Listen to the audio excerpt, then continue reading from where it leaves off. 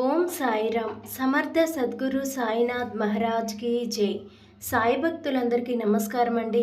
ఆ సాయినాథుని దయ వల్ల అందరూ కూడా సుఖంగా, సంతోషంగా, ఆరోగ్యంగా ఉండాలని చెప్పి మనస్ఫూర్తిగా కోరుకుంటూ ఈరోజు వీడియోనైతే స్టార్ట్ చేస్తున్నాను.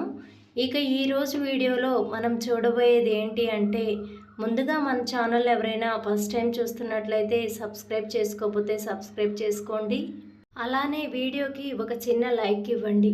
ఈరోజు బాబా గారి ద్వారా మనకు వచ్చిన సందేశం ఏంటి అంటే, తల్లి ఈ గురువారం నీ మనస్సులోని కోరికను తలుచుకొని ఈ బాబా గారి విభూతిని తాకు, నువ్వు తప్పకుండా శుభవార్తను వింటావు అని అయితే బాబా గారు మనకు ఒక చక్కటి సందేశాన్ని తీసుకొచ్చారండి. మరి ఆ సందేశం ఏంటో బాబా గారి మాటల్లోనే విందామా?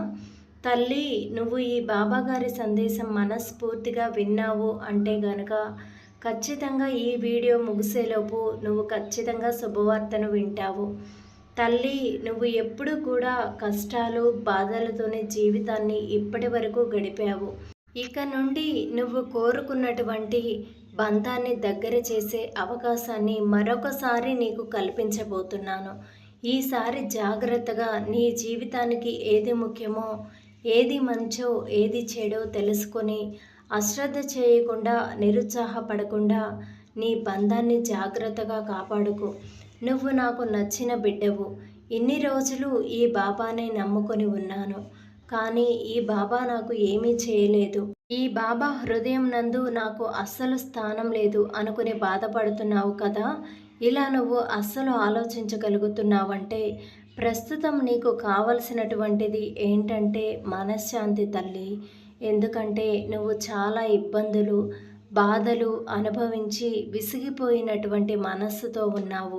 నువ్వు ఉన్నటువంటి అటువంటి పరిస్థితుల్లో ఏది మంచి, ఏది చెడు, ఎవరు మంచివారు, ఎవరు చెడ్డువారు, ఎవరిని నమ్మాలి, ఎవరిని నమ్మకూడదు అని కూడా నీ మనసుకు అర్థం కావడం లేదు.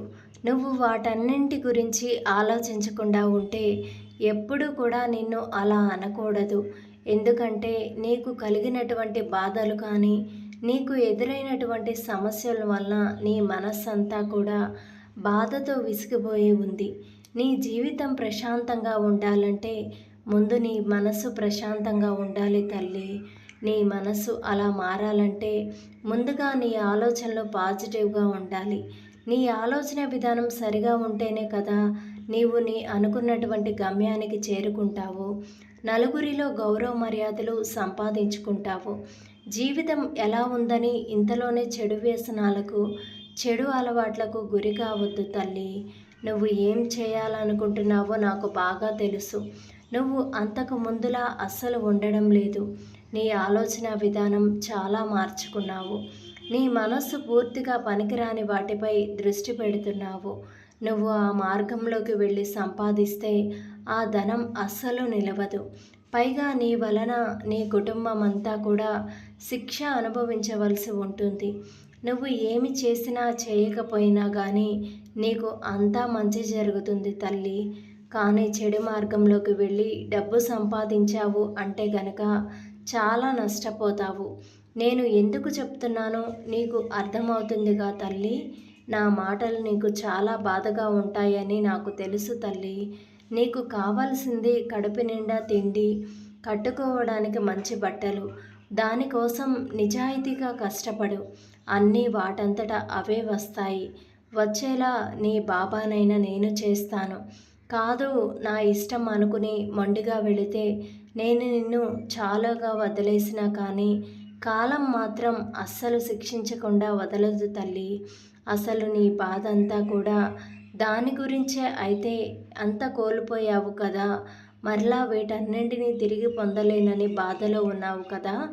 ఎప్పటికీ కూడా నువ్వు ఆందోళన చెందవద్దు తల్లి. అలా తొందరపడి తప్పుడు పనులు చేయడం, తప్పుడు నిర్ణయాలు తీసుకొని చెడు వైపు వెళ్ళొద్దు తల్లి. అలాగే చెడు వ్యసనాలకు బానిస కావద్దు. అలాగే అతిగా ఆలోచిస్తూ చెడు నిర్ణయాలు తీసుకోవద్దు తల్లి. నువ్వు వేటినైతే దూరం చేసుకున్నావో, ఎన్ని రోజులు ఏవైతే నీకు దూరమై నువ్వు అవమానాలు పడ్డావో అవి నీకు దగ్గరకు చేరేటువంటి సమయం రాబోతుంది. అది కూడా ఎప్పుడో తెలుసా తల్లి? తిరిగి దూరం అవుతావో, మంచి ఆలోచనలతో నీ కుటుంబంతో ప్రతి ఒక్కరిని కూడా గౌరవిస్తావో, అలాగే వారందరితో ప్రేమను పంచుతూ నువ్వు ఎప్పటిలా ఉంటావో అప్పుడే తిరిగి నీకు రావలసిన దాన్ని నీ చేతిలో పెడతాను. నువ్వు కష్టపడినటువంటి కష్టార్జితం వేరే ఎవరో దోచుకున్నారు కదా. నువ్వు దాన్ని వదులుకొని ఇన్ని సమస్యలు, ఇన్ని కష్టాలు ఎదుర్కొంటున్నావో, ఇప్పుడు అన్నింటినీ వదిలేసి జీవితం విరక్తి చెందింది.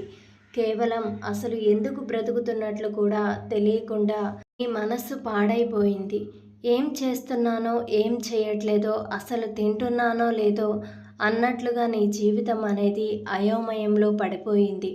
నీ ఆలోచనలని, నీ మనస్సును స్థిమితంగా ఉంచుకోలేకపోతున్నావు. నువ్వు ఈ విధంగా చెడు వ్యసనాలకు లోనై అందరిలోనూ అవమానాలు పడుతున్నావు. నీ శ్రమను ఎవరైతే దొంగిలించి ఉన్నారో వారు మాత్రం తప్పకుండా శిక్షను అనుభవిస్తారు.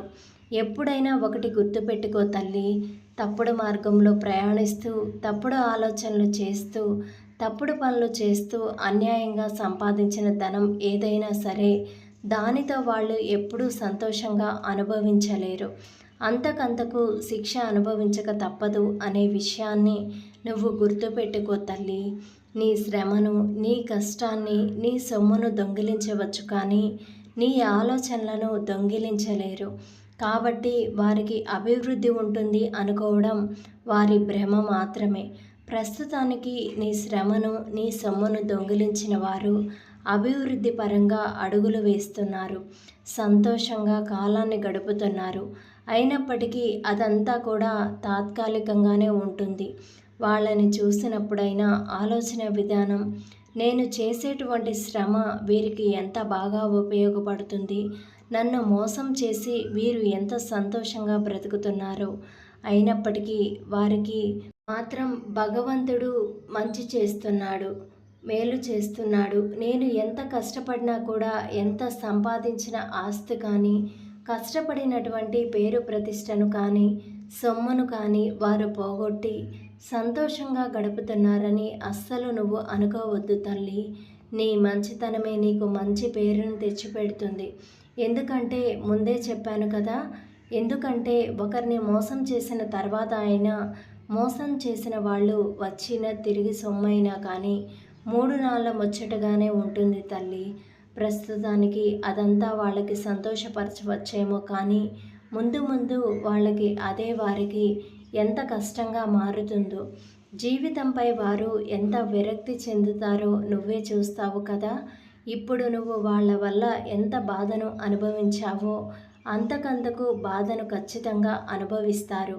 పాపపు కర్మలు మూట కట్టుకొని ఉన్న వాళ్ళకి ఎప్పుడైనా సరే ఆ భగవంతుడు శిక్ష వేయకుండా ఉండడు తల్లి. వాళ్ళు అనుభవించక తప్పదు. ఇప్పుడు వాళ్లకు వచ్చే సంపాదన చూసుకొని వెర్రవీగుతున్నారు. మొదట ఎంత సంపాదన కనిపిస్తుంది, తర్వాత వచ్చే సమస్యల వల్ల, ఆ సమస్యల వల్ల వాళ్ళ సంపాదన అంతా కూడా తొలగిపోయి పాతాళానికి పడిపోతారు. కాబట్టి నువ్వు ధైర్యంగా ఉండు తల్లి. నీపై పెట్టుకున్న ధైర్యాన్ని ఎట్టి పరిస్థితుల్లోనూ కూడా నువ్వు వమ్ము చేసుకోవద్దని ఈ బాబా నిన్ను హెచ్చరిస్తున్నాడు. నీకు పట్టిన కర్మలు అన్నీ కూడా ఈ రోజుతో తొలగిపోతున్నాయి. ఈ బాబా మీద విశ్వాసం ఉంచి ధైర్యంగా ఉండు తల్లి. ఈరోజు బాబాగారు అందించినటువంటి ఈ సందేశం అయితే మీకు నచ్చింది అనుకుంటున్నానండి. ఈ బాబాగారి సందేశం మీకు నచ్చితే ఈ బాబాగారి సందేశానికి ఒక చిన్న లైక్ ఇచ్చి, అలానే ఛానల్ని సబ్స్క్రైబ్ చేసుకొని పక్కనే ఉన్న ఆల్ సింబల్ని ప్రెస్ చేస్తే ప్రతిరోజు కూడా బాబాగారు అందించినటువంటి సందేశం అనేది మీకు నోటిఫికేషన్ రూపంలో వస్తుంది. మరొక చక్కటి సందేశంతో మళ్ళీ కలుద్దాం. సర్వేజన సుఖినో భవంతు. జై సాయిరామ్.